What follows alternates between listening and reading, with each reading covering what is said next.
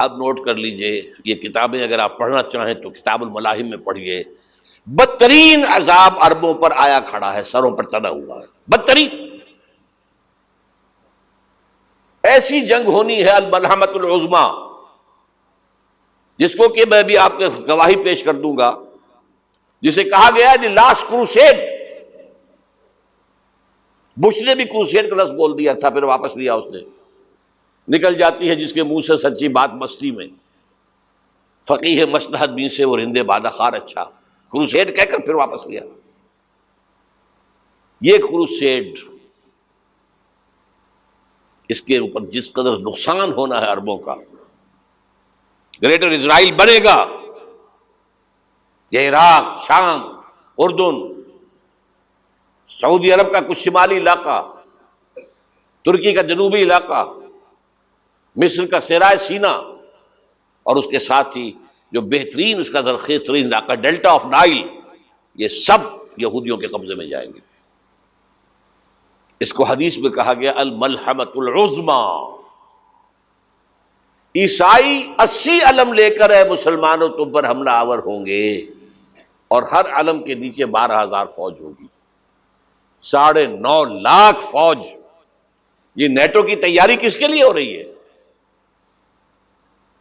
جب U S S R کا خاتمہ ہوا تو پوچھا گیا تھا نیٹو چیف سے، اب کس لیے؟ تمہارا وہ دشمن تو ختم ہو گیا، اب ہمیں اسلامک فنڈامنٹلزم سے نمٹنا ہے. وہ جانتے ہیں خطرہ یہی ہے، اب اسلام ابھر سکتا ہے. مسلمانوں کے سینوں کے اندر وہ آگ ہے، اوپر خاکستر آ گیا ہے، تم کہیں اٹھانا بیٹھنا، یہ اندر تو انگارہ ہے، اوپر سے راکھ ہے، اس سے دھوکہ نہ کھا جانا ان کے دلوں کے اندر. اور بش نے کہا تھا مسلمان چاہتے ہیں کہ ہسپانیہ سے لے کر انڈونیشیا تک نظام خلافت قائم کریں. اور میں حیران ہوا تھا کہ اس کم وقت کو ہسپانیہ کا خیال کیسے آ گیا؟ ہمیں تو کبھی آتا ہی نہیں، اب ہم تو بھول گئے. وہ تو 500 برس پرانی بات ہے، جبکہ وہاں سے ہمیں نکال دیا گیا تھا. اگرچہ اقبال نے کہا تھا ہے ارض فلسطین پہ یہودی کا اگر حق، ہسپانیہ پر حق نہیں کیوں اہل عرب کا. ہسپانیہ میں تو 800 سال حکومت کی مسلمانوں نے، اور ابھی 500 برس ہی گزرے ہیں نا. یہودی تو ارض مقدس سے 2000 سال نکالے گئے. انہیں لا کے آباد کیا گیا، عربوں کے سینے میں خنجر بھونک دیا گیا. وہ چھوٹا سا ملک جو چاہتا کرتا، کوئی پوچھنے والا نہیں. امریکہ جیسے اپنے بیٹے کی حفاظت کرے ویسے کرتا ہے اس کی. اور حضور نے فرمایا ہے وہ جنگ جب ہوگی تو ایک باپ کے اگر 100 بیٹے ہوں گے تو 99 ختم ہو جائیں گے، ایک بچے گا. یہ حدیث ہے، حدیث صحیح. اور آپ نے فرمایا ویل للعرب من شر قد اقترب، عربوں کے لیے ہلاکت ہے، عربوں کے لیے بربادی ہے اس شر سے جو قریب آ چکی ہے. اور آج جس طرح انہوں نے ان کی تہذیب کو اختیار کر لیا ہے، دبئی جا کر دیکھیے، بدترین مغربی معاشرہ جو ہے وہ دبئی کے اندر ہم نے قائم کر کے دکھا دیا. اب سعودی عرب اس راستے پر بڑھ رہا ہے. اور اس کے بعد نمبر 2 پر جو ہے ہم پاکستانی ہیں. لیکن میں اس کے وہ پہلی بات جو کہہ رہا ہوں وہ تو یقینی ہے، اس میں تو احادیث صحیحہ موجود ہے. اگرچہ اس کے بعد پانسا پلٹے گا، پھر حضرت مہدی کا ظہور ہوگا، حضرت عیسیٰ کا نزول ہوگا، اور وہ گریٹر اسرائیل گریٹر گریو یارڈ بنے گا یہودیوں کا. ایک ایک یہودی قتل ہوگا اور دفن ہوگا. یہ بات میں ہونا ہے، میں پہلی بات بات کر رہا ہوں. وہ پانسا پلٹے گا جب پلٹے گا. ابھی جو سامنے ہے وہ کیا ہے؟ جس ملحمۃ العظمیٰ کہا حضور نے، جسے آرمگیڈون کہتے ہیں عیسائی. آرمگیڈون کی اگر کہیں جا کر آپ دیکھیں گے، آپ ڈکشنری میں مانی تو کیا لکھا ہے؟ A very big war which will be fought between the forces of evil and good before the end of this world. اس دنیا کے خاتمے سے پہلے خیر اور شر کی قوتوں کے درمیان بہت بڑی جنگ ہوگی. ارمجدون اسے کہتے ہیں عربی میں، اور آرمگیڈون اسے کہتے ہیں انگریزی کے اندر. اور یہ بائبل کی آخری کتاب کے اندر ہے، جو اس میں کہ مکاشفات یوحنا، ریولیشنز آف سینٹ جان. یہ تو میں کہہ رہا ہوں یقین کے ساتھ، اور زیادہ دور نہیں ہے، آیا چاہتا ہوں. اس لیے کہ یہودیوں کا اور عیسائی جو کنزرویٹوز ہیں، نیو کنزرویٹوز، ان کا 5 نکاتی ایجنڈا ہے متفق علیہ، جس کے تحت کہ یہ جنگ صلیبی شروع کی گئی ہے. وہ سن لیجئے آپ. آرمیگیڈون نمبر 1، گریٹر اسرائیل قائم ہو جانا اس کے نتیجے میں نمبر 2، مسجد اقصی اور قبۃ الصخرہ کو گرانا نمبر 3، وہاں تھرڈ ٹیمپل، وہ مسجد جو حضرت سلیمان نے بنائی تھی 1000 قبل مسیح میں، پھر برباد کی تھی نبوکدنضر نے، دوبارہ بنائی گئی، پھر دوبارہ ختم ہوئی 70 عیسوی تک گری پڑی ہے. ان کا خانہ کعبہ گرا ہوا ہے 70 عیسوی سے لے کر آج تک. ایک دیوار ہے ویلنگ وال، جہاں جاتے ہیں، روتے ہیں، پیٹتے ہیں، ماتم کرتے ہیں، وہاں وہ بنے گا تھرڈ ٹیمپل. اور نمبر 4، اس میں لا کر رکھا جائے گا تخت حضرت داؤد کا. یہ تخت کہاں ہے اس وقت؟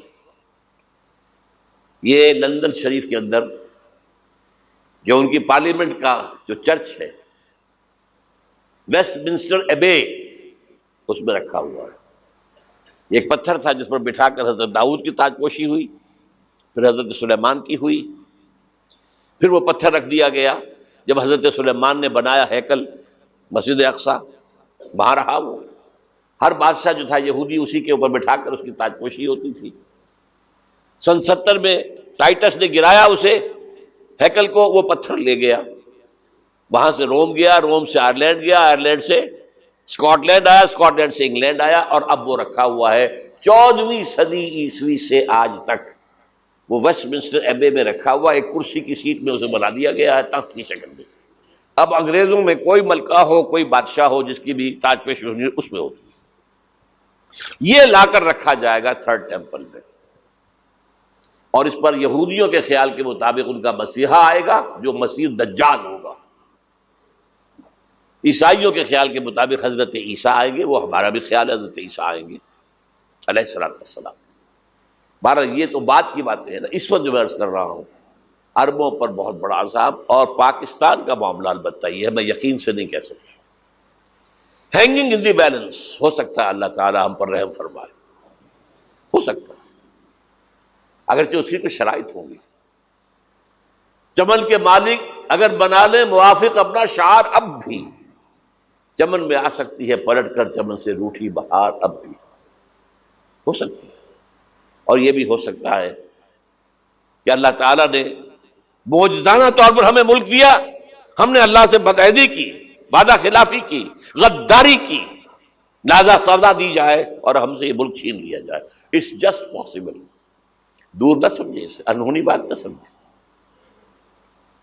جو گھیراؤ ہو رہا ہے آپ کے مغرب میں نیٹو فورسز اور مشرق میں بھارتی فورسز گدھوں کی طرح بیٹھے ہوئے انتظار کر رہے ہیں پاکستان اور ڈسٹیبلائز ہو جائے، یہاں اور بدامنی ہو جائے. اب لاہور میں پھر آج دھماکے ہو گئے ہیں. 2 دن پہلے کا دھماکہ میں سہ کے آیا ہوا ہوں، آپ کے سامنے بیٹھا ہوں.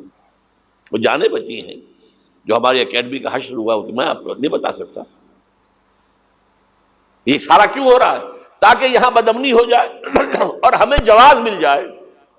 مغرب سے نیٹو فورسز داخل ہو جائیں، مشرق سے بھارتی فورسز آ جائیں، اور ہمارے ایٹمی دانت توڑ کر اور پھر ہمیں بھارت کے سامنے ڈال دیا جائے. نو ڈو ایز یو لائک.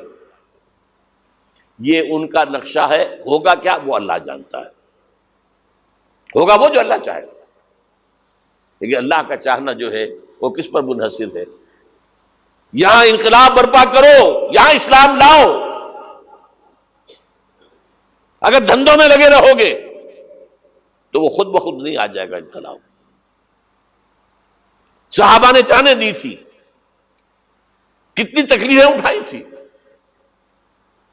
12 برس تک مکی دور کے اندر با نشہ درویشی در ساز و دمادم زن، جو پختہ شبی خدرا بر سلطنت جم زن. یوم طائف یاد ہے جو حضرت عائشہ فرماتی ہے کہ میں نے پوچھا تھا حضور سے کہ یوم احد سے زیادہ سختی بھی آپ پر کبھی آئی؟ یوم احد پر کیا ہوا تھا؟ تلوار کا وار پڑا تھا آپ کے چہرہ مبارک، یہ جو رخسار کی ہڈی ہے اس کے اندر وار گیا ہے، اوپر خود کی 2 کڑیاں تھیں وہ اس میں گھس گئیں، 2 دندان مبارک شہید ہوئے۔ وہ خود کی کڑیاں ایک صحابی نے اپنے دانتوں سے پکڑ کے کھینچنے کی کوشش کی، دانت نکل گئے، وہ نہیں نکلی، کیا جتن کر کے نکالی گئی ہوگی تو خون کا فوارہ آیا، اتنا خون گیا ہے کہ آپ بے ہوش ہو گئے، گر گئے، اور مشہور یہ ہو گیا کہ آپ کا انتقال ہو گیا، شہادت ہو گئی۔ یہ سیرت کبھی پڑھی ہے؟ حضرت عائشہ کے ہوش کا تو یہی دور تھا نا، یوم طائف میں تو آپ کی کیا تھی، بچی تھی، انہیں کیا پتا کیا ہو رہا ہے حضور کے ساتھ۔ 3 دن تک حضور مکے کی گلیاں اور وہاں کے اوباش لوگ پتھراؤ کر رہے گئے تھے اس امید میں کہ شاید وہاں کا کوئی سردار ایمان لے آئے، تو یہاں تو ابو طالب بھی فوت ہو گئے، یہی دنیاوی سہارا تھا، خاندانی سہارا تھا ابو طالب کے ذریعے، اور گھر میں ایک دلجوئی کرنے والی رفیقہ حیات تھی، وہ بھی، ان کا بھی انتقال ہو گیا۔ آپ نے کہا یہ عام الحزن ہے، اب تو سب کو طے ہو گیا قریش کو کہ آپ جیسے قتل کر دو ان کو، اسی لیے آپ گئے طائف، شاید وہاں کا کوئی بڑا سردار مانے ایمان لے آئے مجھ پر تو میں اپنا مرکز ادھر شفٹ کر دوں۔ تینوں سے ملے ہیں، تینوں نے وہ جواب دیے ہیں، نکل جاؤ یہاں سے، میں تمہارے ساتھ بات بھی کرنے کو تیار نہیں۔ اچھا، تمہارے سوا کوئی نہیں ملا تھا اللہ کو نبی بنا کر بھیجنے کے لیے؟ دیکھو جاؤ، میں بات نہیں کرنا چاہتا، ہو سکتا ہے میں بے عزتی کر بیٹھوں، واقعی تم اللہ کے نبی ہو تو میں مارا جاؤں گا، جاؤ جاؤ جاؤ۔ یہ سلوک محبت کے ساتھ ہوا ہے۔ اور پھر چھوکروں کو، اسٹریٹ ارچنز جنہیں آپ کہتے ہیں، اشارہ کیا تھا، خبر لو ان کی، پتھراؤ ہو رہا ہے، ساتھ کوئی ہے ہی نہیں، ایک آدمی صرف، زید ابن حارثہ۔ اب سامنے سے پتھر آ رہے ہیں تو حضرت زید آگے آ جاتے ہیں، ڈھال بنتے ہیں، مجھے لگے پتھر حضور کو رہے، آپ پیچھے سے آ رہے ہیں، چاروں طرف سے تو ڈھال نہیں بن سکتا ایک شخص، جسم لہو لہان، خون جا کر جوتیوں میں جم گیا ہے، جوتی اتر نہیں۔ پھر وہاں سے واپسی پر جو دعا مانگی ہے، اللہم الیک اشکو ضعف قوتی وقلت حیلتی وہوانی علی الناس، اے اللہ تیری جناب میں فریاد لے کر آیا ہوں اپنی قوت کی کمی کا، اپنے وسائل کی کمی کا، اور جو ذلت و خواری ہو رہی ہے لوگوں کے سامنے، الا من تکلنی، مجھے کس کے حوالے کر دیا ہے، الا بعیدی یتجہمنی، یہ میرے اوپر ہجوم کر کے آ جائے، حملہ کرے، اور عدو من لگتا امرے، یہ دشمن کے حوالے میرا معاملہ کیا ہے، جو چاہے کر دے وہ۔ لیکن پھر عبدیت غالب آتی ہے، ان لم یکن علی غضبک فلا ابالی، اے اللہ اگر تو ناراض نہیں ہے تو مجھے کوئی پرواہ نہیں، سر تقسیم خم ہے جو مزاج یار میں آئے، مجھے اندیشہ یہ ہے کہ تو ناراض تو نہیں ہو گیا۔ یہ تکلیفیں جھیلی ہے، سینکڑوں صحابہ نے جانوں کا نذرانہ پیش کیا ہے، احزاب کی جنگ میں فاقوں پر فاقے ہو رہے تھے، اور ان فاقوں کی حالت میں خندق کھودنے کا حکم ملا ہے، لوگوں کی کمریں دوہری ہو رہی ہیں، پتھر باندھے ہیں اپنے پیٹوں سے، اپنے چادروں کے ساتھ کس کر کمر دوہری نہ ہو جائے، اور جب صحابہ کدالیں چلا رہے ہیں تو کیا کہہ رہے ہیں، نحن الذین بایعوا محمدا علی الجہاد ما بقینا ابدا، اللہم لا عیش الا عیش الاخرہ۔ صحابہ کہتے تھے ہم وہ لوگ ہیں جنہوں نے محمد سے بیعت کی ہے کہ جہاد کرتے رہیں گے جب تک جان میں جان نکل جائے تو بات، اور جان ہے، چاہے ابھی بھوک سے کمر دوہری ہوئی جا رہی، جان تو ہے۔